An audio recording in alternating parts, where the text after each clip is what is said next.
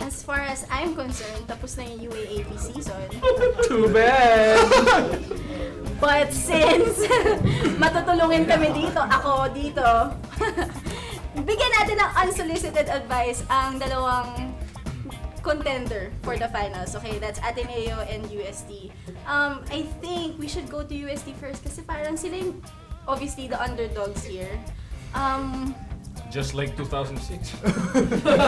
I know where I remember that. they surprised everybody. Sorry But do you think there's a chance that that's gonna happen this year? I'm not ruling out na UST's for sure gonna lose because you never know. But I think during the when I was there 2006, everyone was thinking na automatic na Ateneo would win, and unfortunately we only won one game. But for this year, I think they have more tools and more experience in the championship, and that's what we lacked during 2006. I mean, they've won 4 straight championships, and I think that's a major key for winning this time. And it's very fitting for Coach Norman to end his Ateneo coaching career with Ateneo and avenging our 2006 loss. That's right. What should UST do? Lose. Napaka-unbiased, no? Napaka-unbiased, no? Yan ang performance player eh. Meron pa eh, Doug. Meron pa yun! Alam mo, You're talking nakita ko so na good. possible Ateneo UST. Sabi ko, marirefresh na naman yung minds ng mga fans. Oo nga eh.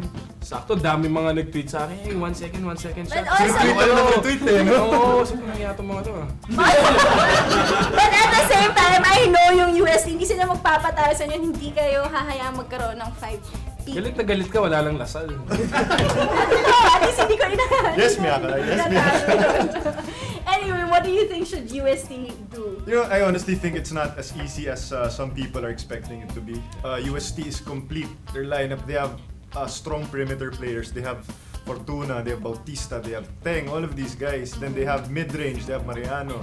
Then they have Abdul who came in second. Adrian, tama ba? Second in MVP race. Plus, we found out he's not gonna be suspended also in the first game. That's right. Sorry, go Go ahead. ahead. No. Kontrapelo ang UST sa Ateneo this year. If there was one team that Ateneo had a hard time this whole year on the 2 games in eliminations, UST. Yeah. I don't know why, matchup-wise maybe, but If, Galing ni Abdullah. yeah, if he had not gone for the block against Buenafe, UST easily could have been 2-0 against Ateneo. That's why it's not gonna be as easy as some people think. Who will be the key players for UST? Abdul, of course, but for me, it's really gonna be Mariano because he's such a matchup problem for Ateneo. I mean, he's like a really athletic 4 who can create his shot. It's really tough to defend him. I mean, Nico Salva will be a good defender, but if you look at the bench of Ateneo, who's gonna be guarding him from the bench at the power forward spot? And UST, as Chuck said, is really a deep team. They have everything, and I agree totally with both of them that it's not gonna be easy for Ateneo. In fact, I think it's gonna be hard. Of all the teams that Ateneo could play in the finals, this is the worst possible matchup for them. can I ask something? Can I ask something if you guys know? During the 4 championships, has it gone 3 games or lahat 2-0? 2-0. UE. UE umabot na When ng was game UE? 3. Poly, kay The Poly game. No, nag-wild si Poly nung second game. Okay. But other than that, yeah. Plus, si Kevin Ferrer pumutok pa siya nung last Exactly. game. So that's another person. And I think that's some gonna- basketball analysts were also saying among the 5 championship runs and in the finals, I think this is the most formidable team that Ateneo has faced. So that's gonna be a fun matchup. not really. Sino? They had the Casio Meyer-Hofer tandem. And there were a lot of good teams also. People just Pero probably. kontrapelo nga kasi UST. I mean, Seems they're like just, always but having a hard they're time. really a solid team. They have all the pieces in Hindi. place. They have Yeah, I think UST from first 5 to second 5 talagang solid. very They have a competitive. good mix of Yeah. role players. Solid. So, Okay. Not like Ateneo still needs, any advice? any advice, but You're so green. okay. What can you tell your boys? Ateneo? Bawian kami. Actually, right when Pakailan pa nila sa inyo.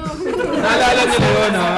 Bata pa sila naman, they Si Coach Norman pa rin yung coach noon. Yeah. And the coaching staff, they told us na it was actually our championship run in 2006 that gave them experience in the finals.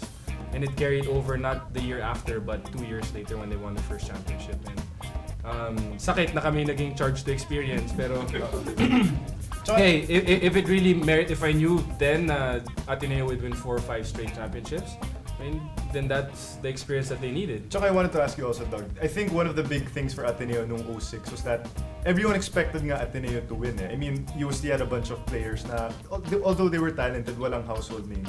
I guess that's something that Ateneo needs to look out for also this year. Yeah. They can't, they can't look past any of these guys. I think ang magiging problem lang talaga ng Ateneo in this series would be leadership. Na-solve niyo na ba yun? Kasi Kiefer Ravenna. Definitely. Kiefer Ravenna. Okay, the last time pinag-usapan natin to, sabi niyo si Kiefer ay masyadong bata. Hindi na. Wala akong sinabi siya. Mature na siya. Bakit ako? Wala akong sinabi. Hey, let me tell you something. If the fourth quarter, when you're down 10, 11 points, and you score the points, you make all the plays happen, assists, rebounds, points. I mean, that's your leader right there. He doesn't need to say a word. That's it. Age ain't nothing but a number. And then where that came from? Kiefer Ravenna. Oh, yeah, just give him the ball and let him do his magic. Yeah. But I also have to give credit to Coach Norman because if you look at that game, Kiefer sat out almost the whole third quarter with his third foul. And That's right. that is Coach Norman's rule. If you pick up, you know that. If you Yeah. pick up your second foul in the Sit first half, sit down. Third in the third. And it was a big game, but he stuck by his rule. And look what happened in the fourth. Any other coach could have probably panicked. So, leadership starts there. And I think they have a great coach. So, So, they're fine. also, ang leader mo is gonna be still coach. Of course, Coach Norman. You. On the court, yeah, definitely Coach Norman. But The his players. extension in the Exactly. court is Kiefer. Kiefer. Kiefer. Kiefer.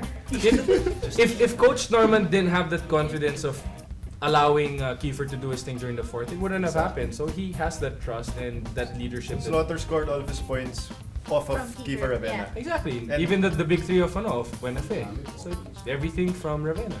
So, Kiefer, hindi naman sa masyado ka nilang binibigyan na pressure, no? Pero ikaw daw talaga ang leader. I'm pretty sure Ateneo and the UST is gonna be a blast. Do it for 2007. Go UST. 6. Hindi, batch ko yan. Batch ko yan. Batch natin yan. Go UST.